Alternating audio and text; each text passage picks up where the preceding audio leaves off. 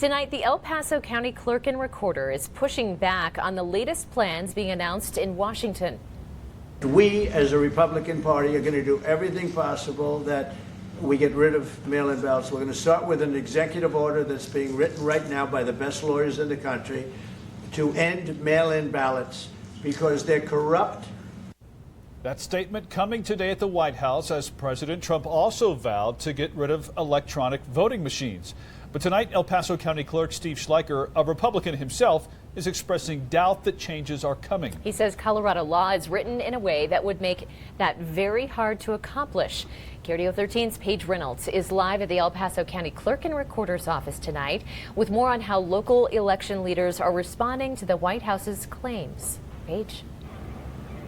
Bart, Heather, County Clerk Steve Schleicher tells me this executive order cannot override Colorado law. He says here in El Paso County, nearly 98% of voters rely on mail-in ballots, and any changes would lead to major disruptions. The elections here in Colorado belong to the citizens of Colorado, and for anything to change in regards to that, it has to take an act of Congress. That's El Paso County Clerk Steve Schleicher responding to President Trump's new push to end mail-in ballots and voting machines.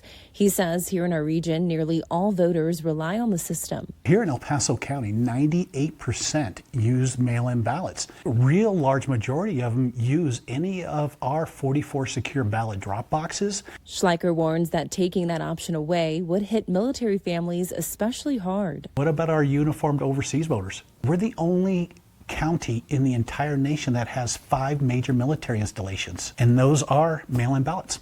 He also pushes back on the president's claims over election security. We're the first in the state to stream our ballot boxes to every citizen. All of the equipment in there that counts the votes for every voter here in El Paso County does not have a network interface card, a modem, a wireless card. It cannot connect to an external network. His message to voters: trust the process. What I want the voters of El Paso County to know is their vote here is safe, secure, and transparent.